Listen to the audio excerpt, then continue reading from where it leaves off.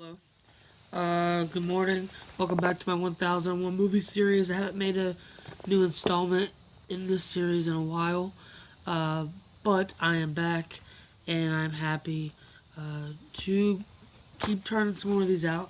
I've been having really bad mental health issues this year, so I've just not been in the mood to make videos, but hopefully I can keep on the path moving forward. So, today we have Barry Jenkins' Moonlight, 2016, famously uh, won Best Picture after it be given to La La Land uh, on accident by Warren Beatty. So, but I think I love both movies. Both of them are two of my favorite movies of all time. So I'm happy with. I would have been happy with either one of them winning, but I love this movie. This is the front of the Blu-ray cover. Here is the spine, and then here's the back. It is a very beautiful cover.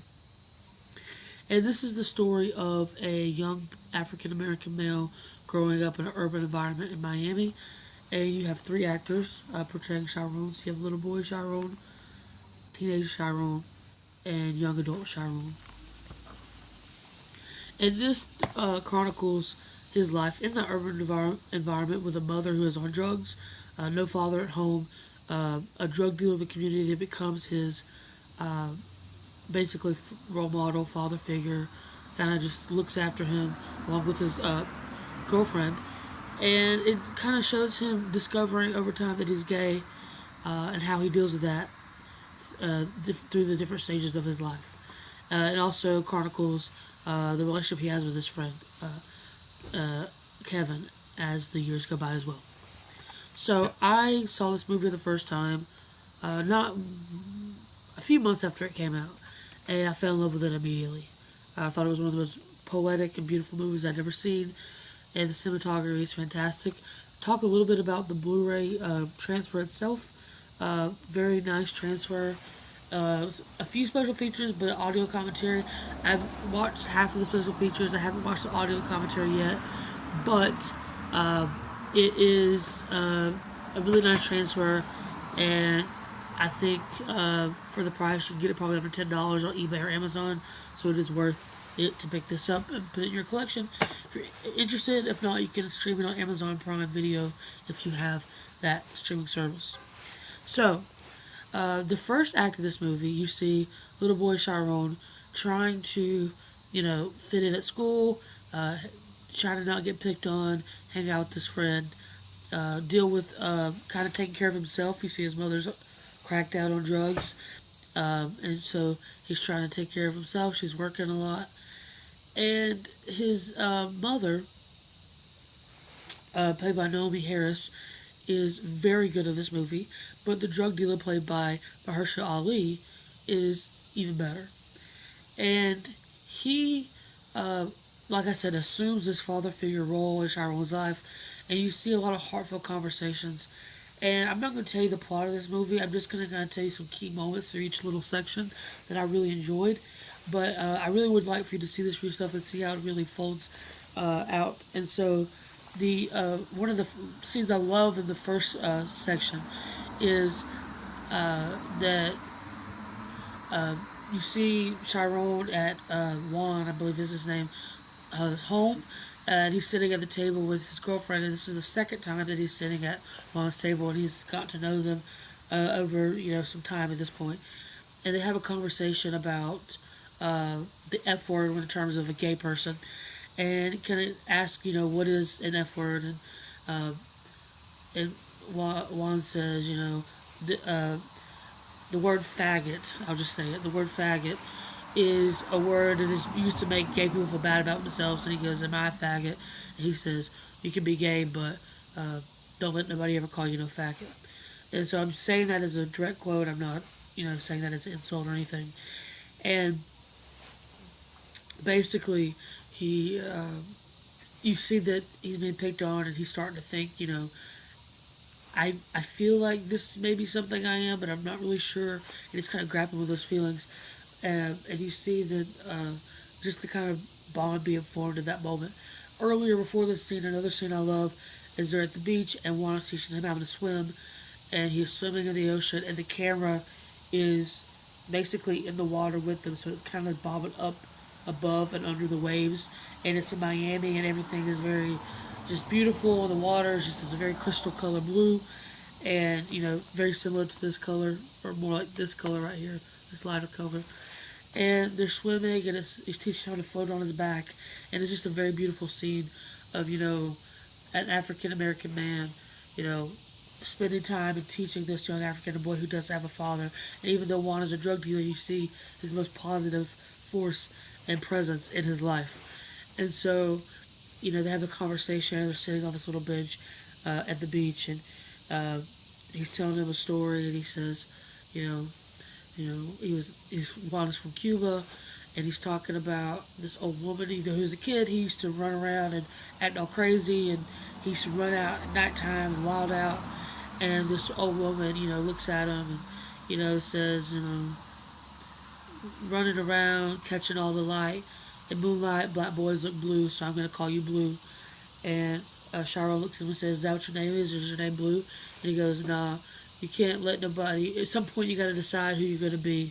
You can't let nobody make that decision for you. And I thought that was a very poetic and beautiful scene. It's one of my favorite scenes. That and the conversation they have at the table, a little bit later. Those are two of my favorite scenes in all movies. I love those scenes. They're very beautiful, and they hit me deep in my heart. And so you see time go forward, and you get to teenage Chiron, and his mom's, more cracked out. She's kind of lost it at this point.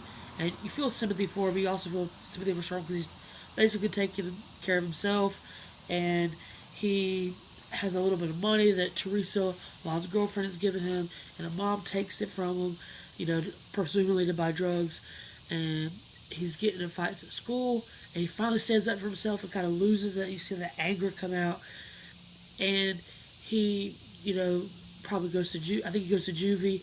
He gets arrested, and you see that that's probably the way the turn of life, that's the way his life is going to go at that point. It was like one of those moments that kind of impact the way the rest of your life is going to go, is what I'm trying to say. And a lot of things go down. You realize that he's kind of come more into terms with his sexuality. He kind of has this brief encounter with his friend Kevin. And then you go into the future, and I'm skipping some moments. I'm not telling you everything that happens. But you go in the future, and you see Chiron is, he was a little kid. They called him little. He's built. He's a drug dealer. He's kind of like what Juan was. He's got a kind heart, but he's kind of built this tough exterior. And he goes back home. He gets a phone call from his Kevin, and they're older, in their mid to late 20s presumably. And he gets to meet Kevin again, and they kind of have this.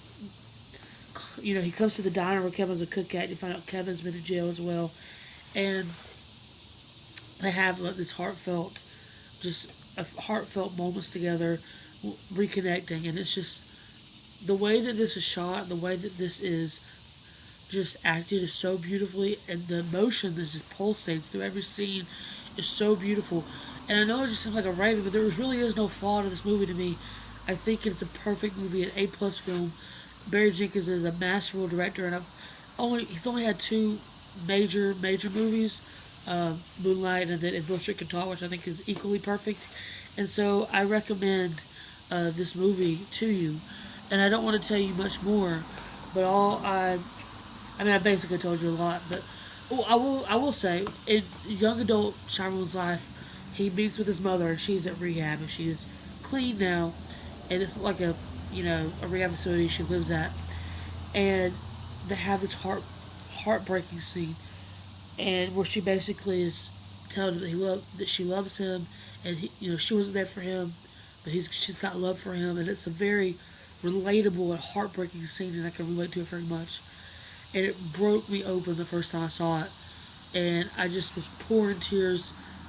And it sat with me for several months.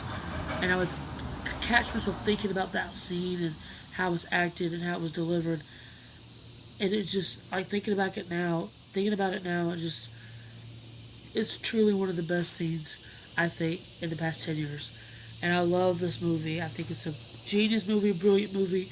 Like I said, a perfect movie.